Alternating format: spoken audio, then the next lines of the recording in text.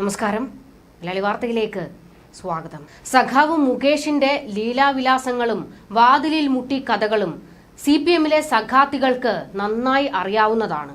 പ്രത്യേകിച്ച് മന്ത്രി വീണ ജോർജിന്. വർഷങ്ങൾക്ക് മുൻപേ ആ ചൂടൻ ചരിത്രങ്ങൾ വീണ ജോർജ് കേട്ടിട്ടുള്ളതാണ്. പക്ഷേ ഇന്നിപ്പോൾ ഹേമ കമ്മിറ്റി റിപ്പോർട്ടിൽ മുകേഷിന്റെ രാജിക്കായുള്ള മുറവിളി ഉയരുമ്പോൾ മന്ത്രി വീണ ജോർജ് മൗനത്തിലാണ്. എന്തു പറ്റിയോ എന്തോ ഒന്നും അറിയാത്ത ഭാവത്തിലാണ് വീണയുടെ ഇരിപ്പ്. കാരണം ചില സത്യങ്ങൾ വീണ ജോർജ് നേരിട്ട് കേട്ടിട്ടുള്ളതാണ് മുകേഷിന്റെ കഥകളുടെ. എന്നിട്ടും സഖാത്തിക്ക് മുകേഷിനെ രാജിവെപ്പിക്കണമെന്ന ആവശ്യമൊന്നും ഇല്ല.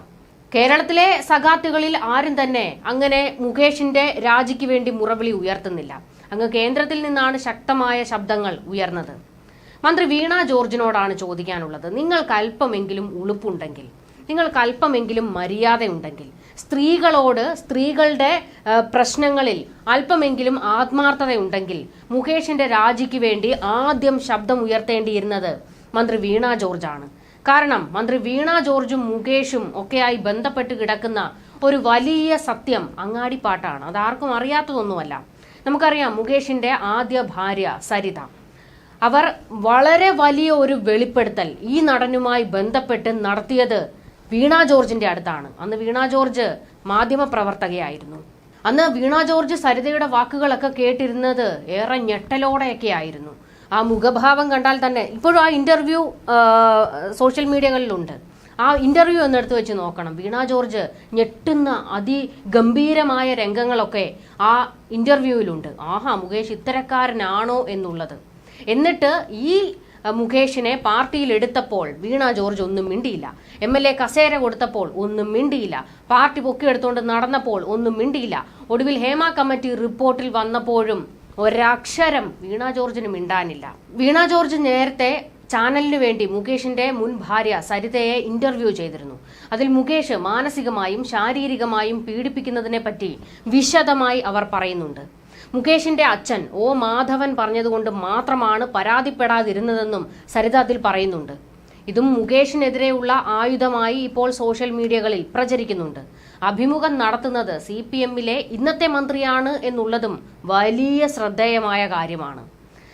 CPMലും മുകേഷിനെതിരെ പടയൊരുക്കം നടക്കുന്നുണ്ട്. പക്ഷേ വീണ ജോർജ് ഒരക്ഷരം മിണ്ടുന്നില്ല കേട്ടോ. നമുക്ക് വീണ ജോർജിനോടാണ് ചോദിക്കാനുള്ളത്. നിങ്ങൾക്ക് നട്ടല്ലുണ്ടോ, അതോ വായിക്കകത്ത് നാവെങ്കിലും ഉണ്ടോ എന്ന് ചോദിച്ചു പോകുകയാണ്.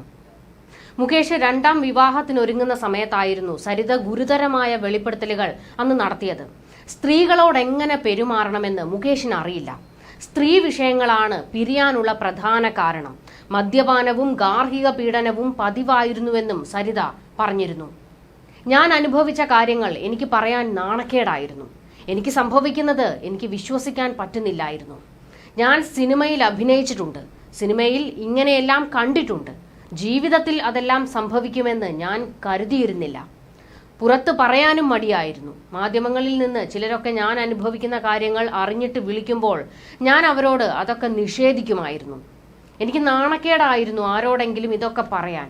എല്ലാം നന്നായി പോകുന്നു എന്ന് ബോധിപ്പിക്കാൻ ഓണത്തിനൊക്കെ ഞങ്ങൾ ആഹ്ലാദം അഭിനയിച്ച് ഫോട്ടോകൾ എടുക്കും. ഈ കുടുംബ പ്രശ്നങ്ങൾ നടക്കുന്നതിനിടയിലും അദ്ദേഹത്തിന് പല ബന്ധങ്ങളുണ്ടായിരുന്നു.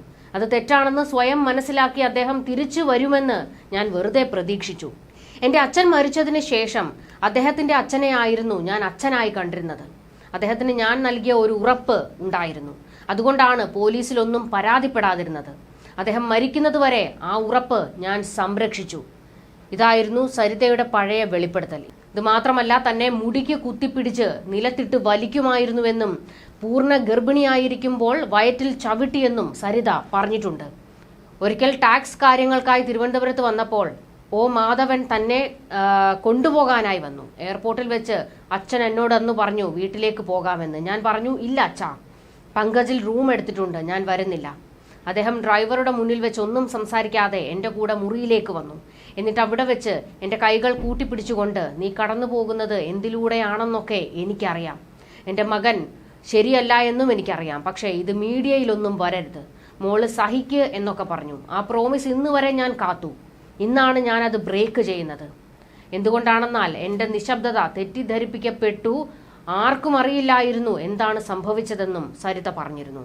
അന്ന് ഈ ഇന്റർവ്യൂ കേട്ട് വളരെ വികാരധീനയായി വീണ ജോർജ് അവരുടെ കൈ പിടിച്ച് അവരുടെ വിഷമത്തിൽ പങ്കുചേരുന്നതും ആശ്വസിപ്പിക്കുന്നതും ഒക്കെ ഉണ്ടായിരുന്നു. പക്ഷേ ഇന്നിപ്പോൾ മുകേഷിന്റെ രാജി ആവശ്യപ്പെട്ട് വലിയ രീതിയിൽ സ്ത്രീകൾ പ്രതിഷേധവുമായി രംഗത്തിറങ്ങിയിട്ടും വീണ ജോർജിന് ഒരക്ഷരം മിണ്ടാനില്ല. നിങ്ങൾക്ക് ധാർമ്മികത ഉണ്ടായിരുന്നുവെങ്കിൽ ആദ്യം വന്ന് പ്രതികരിക്കേണ്ടിയിരുന്നത് വീണ ജോർജ് ആയിരുന്നു. വീണ ജോർജ് ഒരു പാഴ് മരമാണ്. CPM-ന് വെറുതെ കാണിക്കാനുള്ള ഒരു മന്ത്രി മാത്രം. ഈ നാട്ടിലെ സ്ത്രീകൾക്ക് ഇവരെ പോലുള്ള നേതാക്കളെ കൊണ്ട് ഒരു ഗുണവും ഉണ്ടാകാൻ പോകുന്നില്ല എന്ന് ഇത് തന്നെ സത്യമാണ്. കാരണം പാർട്ടി പറയുന്നതിനപ്പുറത്തേക്ക് ഈ സ്ത്രീകൾക്ക്, സഖാത്തികൾക്ക് ഒരക്ഷരം മിണ്ടാൻ കഴിയില്ല. പിന്നെ എന്ത് നവോത്ഥാനവും എന്ത് സ്ത്രീ സുരക്ഷയും നിങ്ങളിൽ നിന്നുണ്ടാകുമെന്നാണ് ഈ നാട്ടിലെ സ്ത്രീകൾ വിശ്വസിക്കേണ്ടത്. പരമപുച്ഛം തോന്നുന്നു വീണ ജോർജിനോട്. കൊടുത്ത വകുപ്പിലും ഒന്നും ചെയ്യാനില്ല, സ്ത്രീകൾക്ക് വേണ്ടിയും ഒന്നും ചെയ്യാനില്ല. വെറും ഒരു പാഴ് മന്ത്രി. ന്യൂസ് ഡെസ്ക് മലയാളി വാർത്ത.